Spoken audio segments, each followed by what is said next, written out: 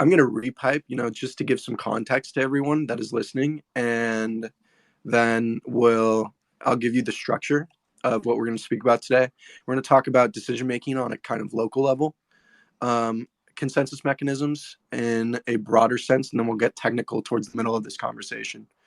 All right. And then we'll dive into the wider interchain and some issues related to that and interchain infrastructure. And we'll kind of stop there and ask some questions about blockchain and why you care. So that's the Yeah. structure of today. And I'll give some background to catch everyone up on where we're going to start at. So we're going to try something different. And like always, blockchain is complex, and I'm always learning. So if there's anything you'd like to correct me on, I'm open to being corrected. It's my hope today that I'll challenge you in some sort of way. If you have any ways to relate history to blockchain, I would challenge you to do that today. The two ways that I'm going to be doing that is through Napoleon and William of Orange. So let's start with Napoleon.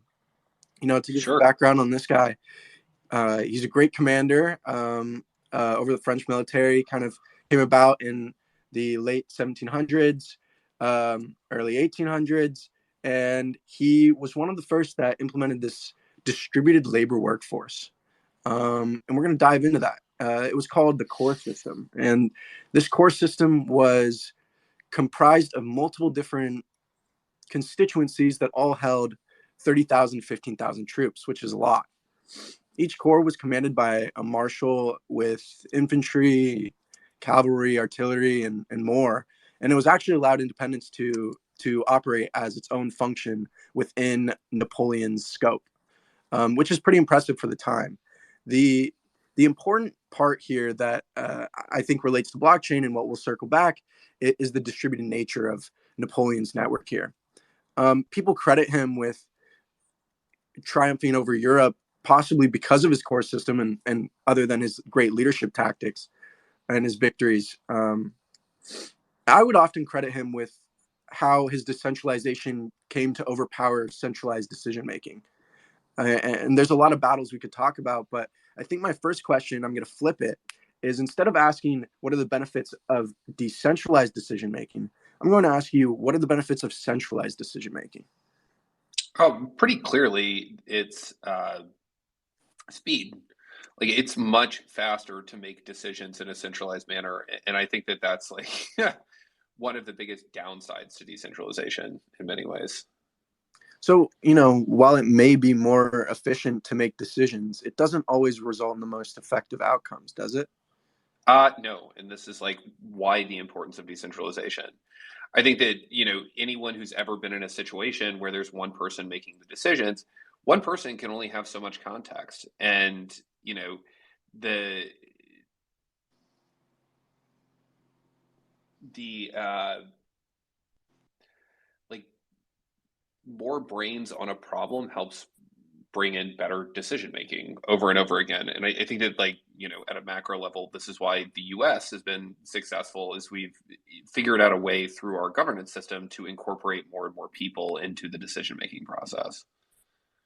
Yeah, to your point, in the Battle of Austerlitz, when Napoleon was fighting the Third Coalition versus Austria, Russia, Britain, and Italy, he had a key moment in this battle where he could counter and basically envelop the coalition, and it was his call and his alone. And if it wasn't his call and it was up to a bunch of commanders, perhaps the timing would have been wrong on the counterattack or some other things would have happened. So the efficiency in the decision making is super important in military strategy, but maybe not in blockchain systems. In our systems today, how do we even balance between an efficient system in decision making and an effective system in the division of labor then?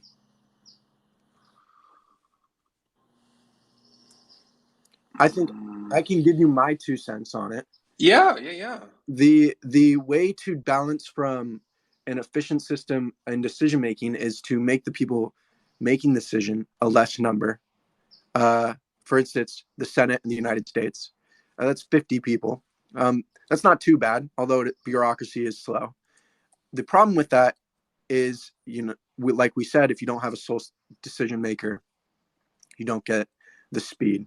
Um, but you also need a way to make sure power isn't corruptible, and hence the division of labor. Yeah, I mean, this is something that we're wrestling with in Cosmos right now. I think that we've been in this period where we've sort of been decentralization maxis in a lot of ways, and we've worked really hard to decentralize every decision.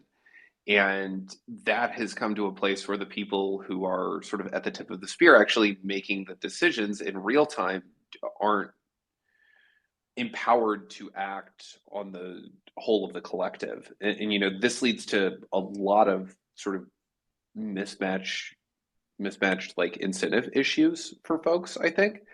And we're in this place where we're trying to, invest power in smaller groups and figure out a way to devolve power from this top level, very decentralized governance process that we have, as well as not only like also to improve that process as well.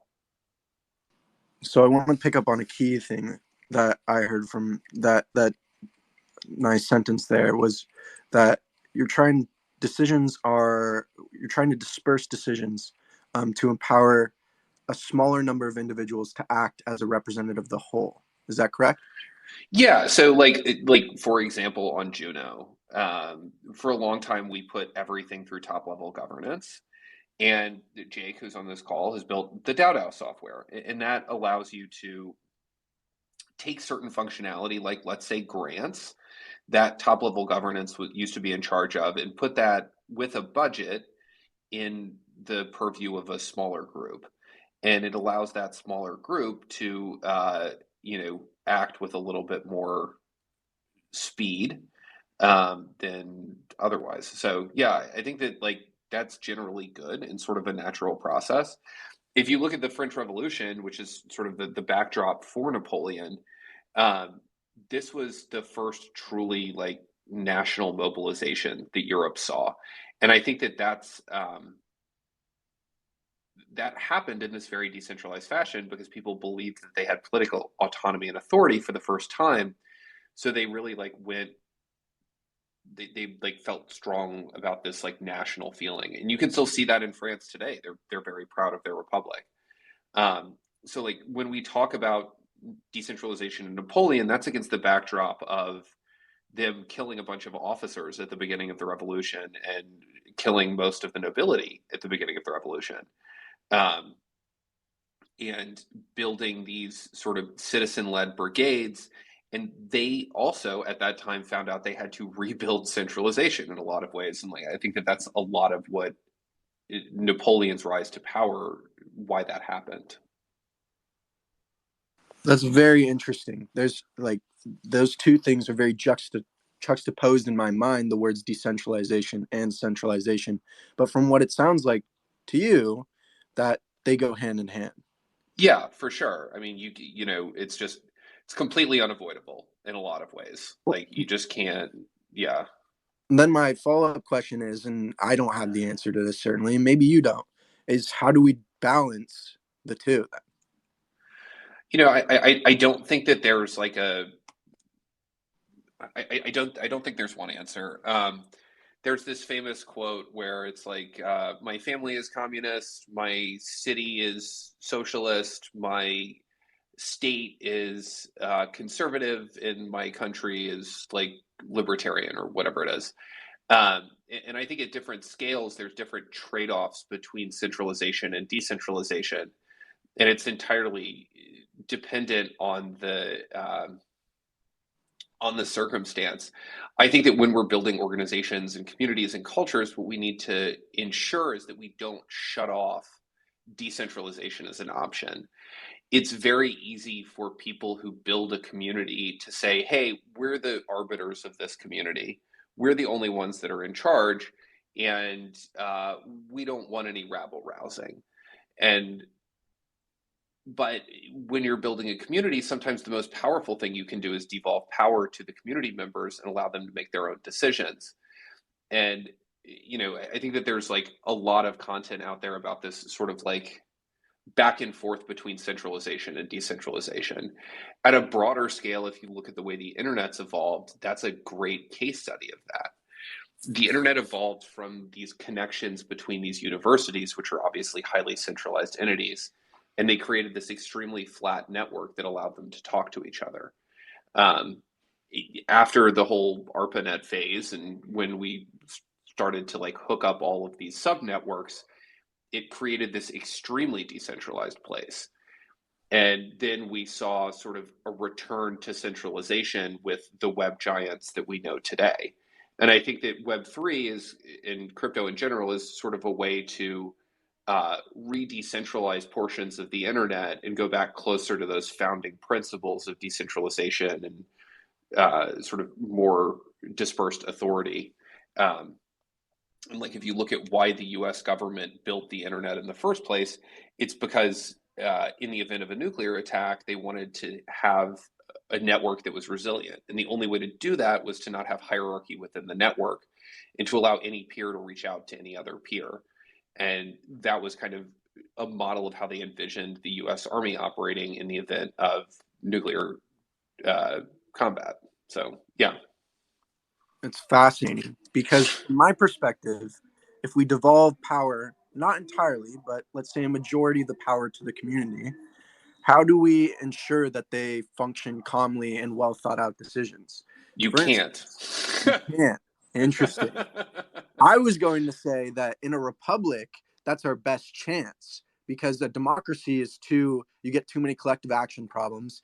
And a monarchy, you have too much corruption and tyrannical rule, and the people's rights can be breached by one person. So to me, a republic seems like the best solution to devolving power to the community, but also keeping some of it centralized. Do you think that's the solution? I mean, as an American, I obviously have a strong bias towards Republican government. I think that like small R Republican government. I think that you know that's this process that we're talking about with subDAOs in going to a place where there's multiple different um, going to a place where there's a lot of different actors that are working on this, and you know how has that happened in America? We've sort of slowly built this process, and it's sort of a continual revolution. And I think that any community that begins that process of devolving power and sort of changing the way that works, like it is a continual, it's a continual process, and there's not a start or end point necessarily.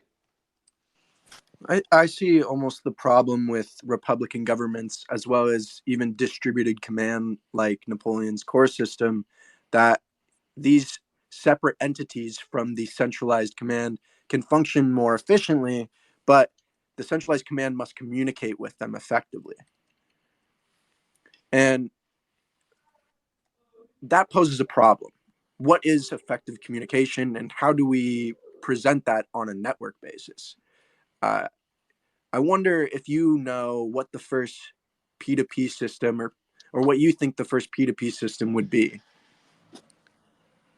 Uh, what do you mean the first P2P system? Like in my mind, there's like social peer-to-peer systems like Napoleon's P2P, like distributed management of his core through birds and direct communication.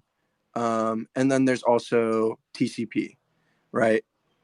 I think history evolves into technology. Yeah, And I was wondering if you would comment on how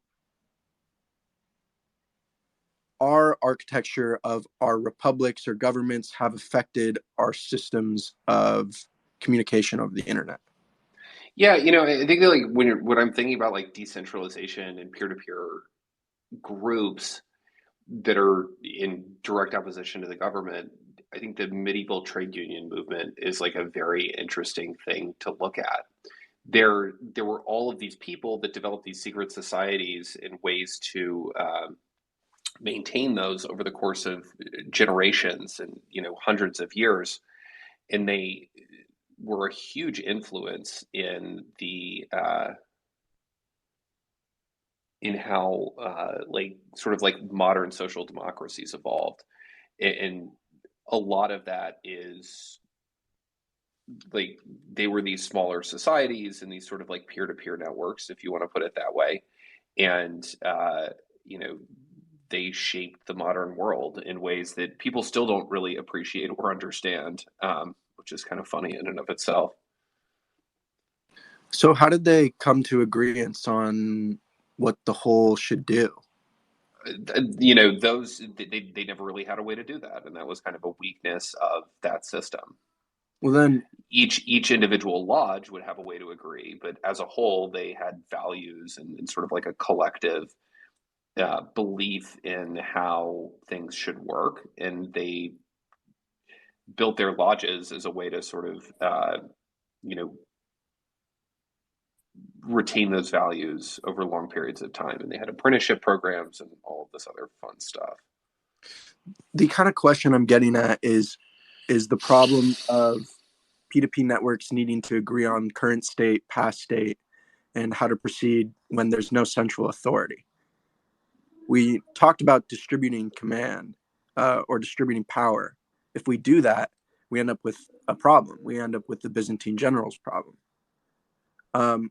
And, I'm interested to hear how our proof of stake systems overcome that problem in Cosmos. Yeah, I mean, a lot of it is falling back to social consensus, and this has kind of always been one of the one of the things that is said in Cosmos is like it's not going to be perfect, and at the end of the day, like people have to kind of decide, and that's always been the way that these systems have worked, and it's how the U.S. government works. Um, I think that that's kind of the strength of the system in a lot of ways. I think it's also the strength of the system, but did we not just speak on how if we decentralize it too much, we result in some problems? Yeah, I think that like centralization has benefits too. There's a yin and a yang to every decision that we make as a collective, and I think that there's kind of no fundamentally getting around that in some ways. So, um, yeah, I don't know. I think we need to accept like I think as responsible folks, like we need to accept some of the downsides of decentralization and learn to work with them a little bit more rather than trying to like fix them in a way that is not really possible. I entirely agree. And that's kind of the idea of me bringing up social mechanisms to try and explain the cost to benefit ratio of decentralization and centralization. So I'm glad you hit on that point. I think the next place that we should take this is, we've talked about a little bit about consensus mechanisms, and we've talked more about the benefits and drawbacks to centralization or decentralization. I want to zoom out though, and we're talking on a very local chain level right now, at least from my perspective, and talk about the wider interchain. Not from relatively the same viewpoint, but a little bit different, and focus on the two generals problem. And to repipe for everyone or update those that do not know, the two generals problem is a problem for an issue for asynchronous agreement or over TCP and networks that have two endpoints that cannot simultaneously have basically the same knowledge at once. Um, and this is a huge problem in distributed networks uh, because we can't guarantee the the liveliness, but we can guarantee some of the safety, perhaps. With that said, the I want to hear how the interchain was impacted by the way the TCP solves this problem, and in what ways IBC solves the two generals problem. Um, I'm not really quite catching the two generals problem, so Mm. maybe we go back on that. But I will say that we architected IBC to be like very, very similar to the way that TCP works. If you go look at the secret sharing, like each user in TCP that wants to secure their communications generates a ephemeral session private key. Um, and then there's a handshake that allows them to swap their public keys in a secure manner, and then they can secure their communication between them. Those handshakes are exactly the same in IBC as they are in TCP. So, you know, like there's a lot of reused ideas from TCP in IBC. Also, that idea of a flat network where any two peers can communicate, that's kind of fundamental to the internet that we know, like that also exists within IBC. So I think that there's a lot of parallels between those two protocols. The problem I saw with it, or when I was initially digging into IBC, was, for instance, if you have two people communicating and they want to send a message, if the message doesn't get to the other person, let's call the other person B and I'm A. Um, how do I know that they haven't gotten it? Or what ways do acknowledgments propagate over IBC is kind of the question. So there's a timeout. So when you send a message, if there's no proof of receipt or an acknowledgement after a certain period of time, then a transaction can time out. Um, so that is one thing that happens. But we do have native acknowledgements within IBC. So much like TCP, any request, any call that you send out has a response that comes back. The other protocol that you have is UDP, which is Axelar's general message passing protocol is very similar to UDP. You can rebuild TCP on top of UDP, but that's a different discussion entirely. Um, where it's sort of this fire and forget type protocol, there's benefits to both of them. But in IBC, we do have this native way to bring that acknowledgement back and show that the transaction was received by the counterparty. Interesting. So the IBC is an asynchronous network, and the way that we enable communication across it is through acknowledgments. Is that correct? Well, I mean, the way that we enable communication across it is via the packet routing system. Um, but yeah, acknowledgments are part of that. Like the acknowledgement of receipt of those transactions is a part of the communication protocol itself. Is it a detriment to the systems we're making if they run in asynchronous environments? No, I think that, at scale, you sort of necessarily need to have things be asynchronous. And I think trying to continue to have things be synchronous continually is not good programming and it's not good system design. And like a lot of these conversations about the downsides of IBC, we had those conversations back in the 60s and 70s when we were first developing multi-threaded supercomputers.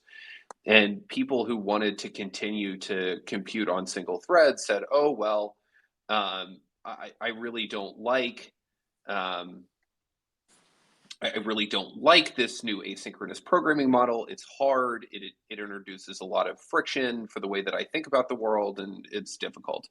But what ended up happening is asynchronous systems outcompeted synchronous systems, and it turns out they scale way, way, way better. And that is the case with IBC as well. Like it's going to outcompete these other alternatives because it has much better scaling capabilities. Would you say that IBC's advantage is then that it is asynchronous? Yes, I do think that that's a huge advantage. If you're living in a world with a ton of different blockchains, like that's an inherently asynchronous world. And having a programming paradigm that embraces that instead of tries to erase it and pretend it isn't there, That's a much more powerful programming language than one that sort of papers over issues. My follow-up question to this is, what if we could create synchrony over the interchain while running in a asynchronous environment? Yeah, And so this is rebuilding synchronous communication with asynchronous primitives, and there's a lot of folks that are very interested in doing that. It's an active area of research. People are kind of stoked about it. what I was interested in hearing was the interchain scheduler seemed like it would enable some synchronous transactions to be finalized across all Yeah, blockchains in a time slot. Could you yeah, talk on that's that a bit? that's entirely accurate, and like definitely the idea there. Um, you know, this is what were we talking about earlier? That's kind of similar to this. Um, this is like an old idea in a lot of ways, but it's definitely one that is uh, like commonly used. So think about what programming languages do you work in? Go, and I'm learning Rust and Python and a little bit of Java. Yeah, so within Java and JavaScript, they have these sort of like in Python, I think has this too. You can like rebuild a synchronous environment that runs on top of many cores, and you can do this in Go too, using things like mutexes and locks and other techniques. You can simulate a synchronous environment out of asynchronous primitives, and it's just a lot less efficient from a programming perspective, like from a not from a programming perspective, from a like resource efficiency perspective. Like the computer itself is going to be not utilizing its full potential when you do that. But yeah, it's not only possible, but a common thing that's done. I think the thing that I could relate it back into the beginning of this conversation was that we were speaking about how we decentralize systems and then sometimes they form new centralized systems on top of that. Would you say that's correct? Yeah, I think that's like definitely a pattern. Um, the decentralized army that the French Republic brought along, like brought centralization in the form of Napoleon, and like that's like definitely something that's happened over and over again throughout history. Hmm. So is IBC inevitable? I think so personally, but like in reality, no, it's not. I think something like IBC is inevitable. Whether or not it's IBC is up to us to determine. Like we've got a lot of work to do as the core development teams in order to ensure that this protocol that shows a lot of promise is the one that ends up getting adopted as the way to talk between blockchains. And that's a huge part of the work that Strangelove is doing. Hmm. I think that leads nicely into our infrastructure topic. I was reading a paper a little while ago by this man named David Clark, who wrote about the 9 objectives of the internet or ARPANET protocol and structure back in the 1970s. And he wrote a couple papers. And of these, there was only one that was not achieved. And that one was the internet architecture must permit distributed management of its resources. And specifically, he referred to the fact that it lacks sufficient tools for distributed management of routing. Over the interchain, infrastructure upkeep is something I am entirely worried about. And I'm wondering in what ways we can coordinate that today, or in what ways we can do that in the future. Yeah, I think that like the cardinal sin of the internet in a lot of ways is that we didn't bake monetization and money directly into the core primitives on the internet. And that led to a lot of market dislocation. Crypto corrects that. And the more that we can embed these ideas of having money directly be internet native in value being things like bandwidth, it becomes much easier to disintermediate these large corporations and build decentralized alternatives to these systems.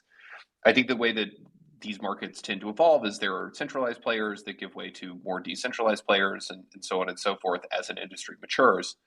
Um, but we have all of the tools for that, and like we have the ability to go sort of like try to right this wrong that sort of like is fundamental to the way that the internet works.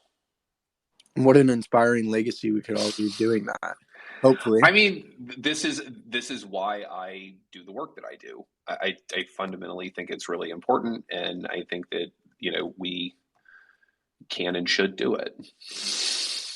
So my subsequent question after that topic you brought up about crypto correcting is, how does it correct the problems of the internet? For me, I didn't perceive those as problems. And what are the problems that crypto corrects? Yeah, so there's no concept of money that's deeply baked into the internet. Yet everything we do on top of the internet, our attention has value.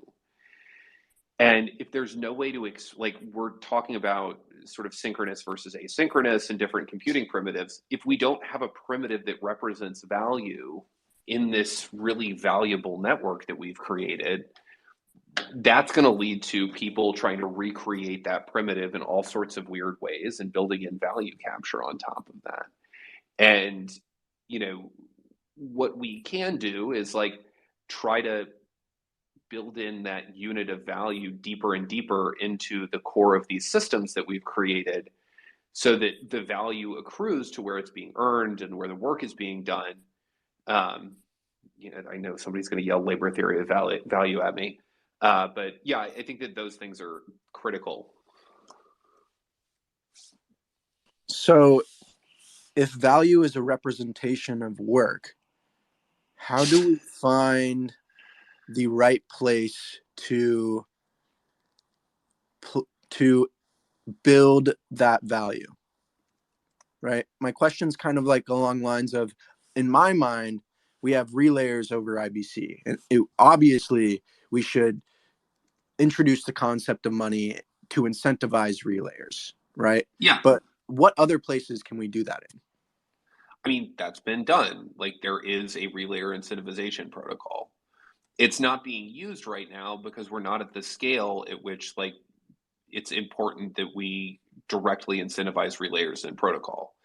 There's some work to be done there, but right now the way that it happens is relayers get paid by the projects that are using them essentially, and like that is sufficient for the stage that we're at right now.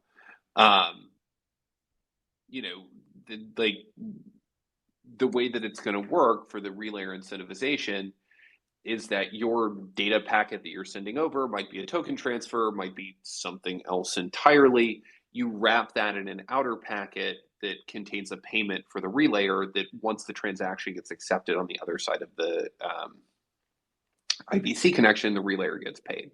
So yeah, like we've already done that. Is that an IBC standard? Yes. Oh, I understand now. Interesting. I thought it would be like chain native, but that makes much more sense. Well, it does. I mean, the implementation of it does live on the chain. Okay. Okay. So It once, lives on each chain. Yeah. yeah, once the interchain gets larger, then how do we make sure or become certain of the our coordination mechanisms for interchain upkeep? I don't, I guess my question is kind of getting to the bottom of this. How did we even start working on a project for relayer incentivization? How did we even start working on a project for relayer incentivization? Um, how do we build the systems to ensure that this gets maintained for the next 100 years? I think that there's like, this is what I spend a ton of my time on too. I think it's really important. If IBC is truly going to be this TCP/IP for this Internet of Money that we're building, how do we ensure its continued maintenance? Right now, most of the funding for IBC comes from the Interchain Foundation. So the way that those decisions get made and how that gets prioritized happens in a really opaque way, frankly. I'm working hard to try to make that better. I'm on the technical advisory board at the ICF. We're working hard to add transparency and accountability to the funding process there. But I think that there's more that we need to do. If you look at how Linux was funded, Linux has traditionally been funded by the people who use it most through a series of open source foundations with transparent governance. And I think that we need to move to that kind of model within Cosmos. And the TAB and this technical advisory board came out of a initiative that I was working on called the Cosmos Builders Foundation. I think we'll bring that back here soon.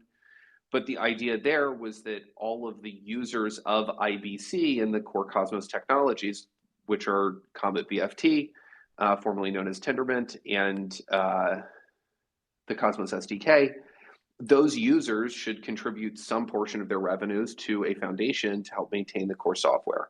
I see Jared on the call.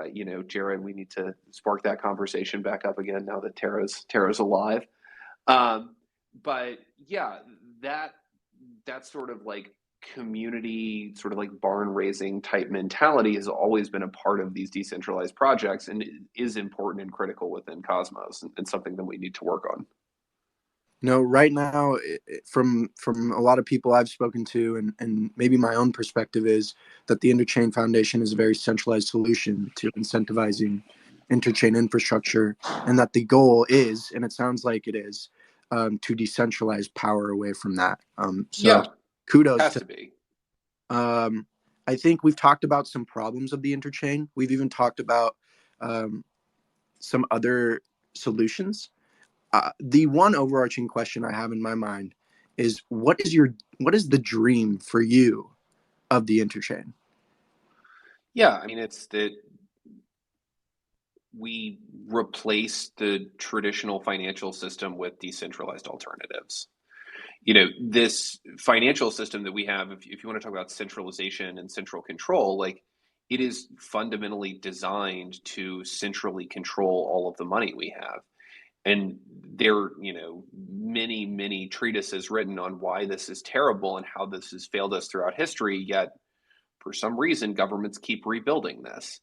And the only way that we as a society can fix that is to build a compelling alternative that people can and will use. And I think that that's fundamentally what this blockchain project we are a part of is doing. And we implement and fix those systems by implementing the concept of money into the internet. Yeah. And would you say that's the reason you care about blockchain? Why do you care Yes. about blockchain then? Yeah, that is the reason I care about blockchain. Like that's what I'm here for. I'm here for the revolution.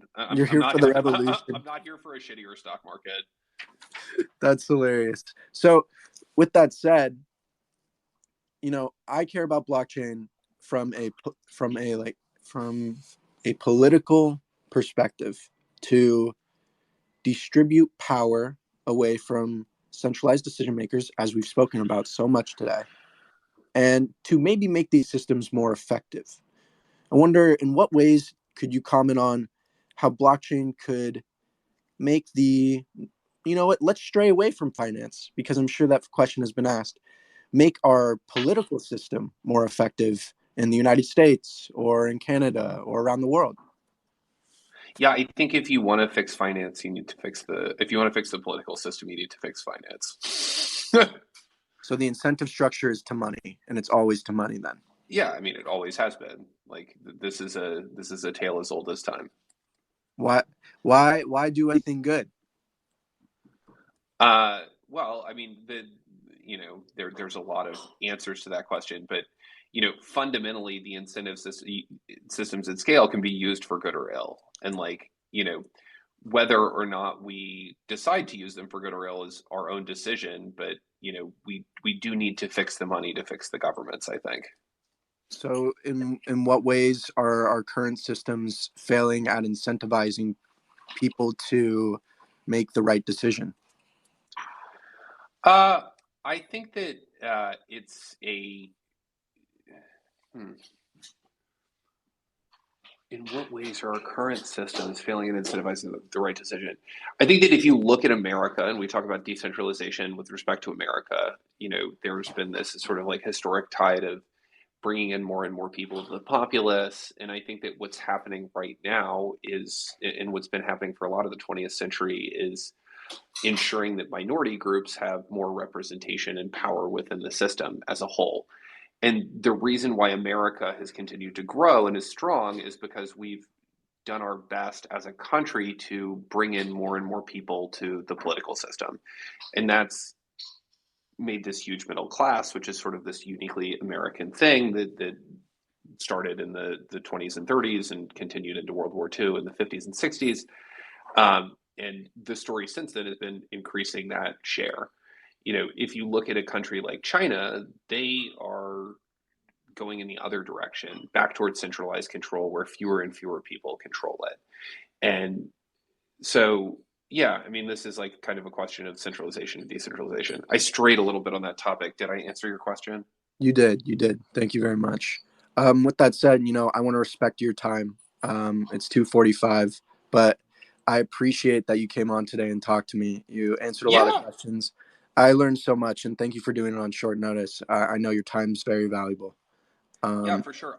If you've got some folks who want to ask some questions, if you want to bring up some folks from the yeah, audience, I'd I'm love to. happy to. I've got another 10 minutes. If anyone has any questions, Isaac, I know you probably got a question. You're welcome to come up. Maybe Beetle, I see you in here as well. I We can love wait. these jams, by the way. Thank you guys. Yeah, but while we're waiting, we can circle back on what we talked about a lot today and kind of try and paraphrase it. If someone has a question, I think we started today talking about in general decision making on a local level and what's the right method to make decisions. And from that, we came to the conclusion that our system shouldn't be decentralized to the max, but they also shouldn't be centralized uh, to those local maximums as well. And we should maybe strike a balance between those two. Wherever that balance is hard to find, but if it was my opinion, I think the market will find that balance if we allow it to and we incentivize it properly. Then we spoke about a little bit about consensus mechanisms and how we communicate in P2P networks. And from there, we went to the interchain and focused wider on how You got to and get Jake on why. here, Robert. I What, I don't Jake? know. You got to get Jake on here. These are I these are would love all to. Jake topics. I would love to. Should I reach out to him over Twitter? Yeah, yeah. He'll get Okay. back to you. Um, and then we talked about the interchain on a wider level, the interchain infrastructure, and that was super interesting because it led to a conversation about centralized players that I've had a lot of questions about, aka Interchain Foundation, and the concept of money. And I've asked every single guest we've had on our Twitter Spaces the question of why they care, and it's usually along the lines of it'll decentralize power, but I haven't heard so far that the internet failed at implementing the concept of money. So there's a very creative answer to it, and I Oh appreciate it. well, thank you. And it was a lot of fun to listen to. With that said, if no one has any questions, we can close out here, and I'll let you take a little break before you get back to work, Jack. Oh, I'm calling it for the weekend. I'm gonna go hang out with my daughter and yeah, probably go on a hike. Good. Well, you enjoy your day. I Yeah, hope some of the questions were challenging and you had a good time. Robert, Um, I think that this type of dialogue, this sort of like Socratic thinking about the work that we do, is something that is really strong in Cosmos and is, I think, a critical part of working in this industry. And I think that one of the things that I love about bear markets is it brings out this type of discussion. Why do we do what we do? Why is it important? Why does it matter? I remember right when I started working in blockchain, I was talking to my wife, who was my girlfriend at the time, and I was like, I'm going to go work on these blockchains. And she's like, how can I use it? I was like, I don't know, but we got to figure that out. Like that's a huge part of what I want to do. And like, you know, bringing this technology to mass adoption and helping it make a difference in these sort of like larger philosophical discussions, like it or not, like that is a huge part of the work that we do, and I think it's extremely important. So, Robert, thanks for asking the questions. Really appreciate it.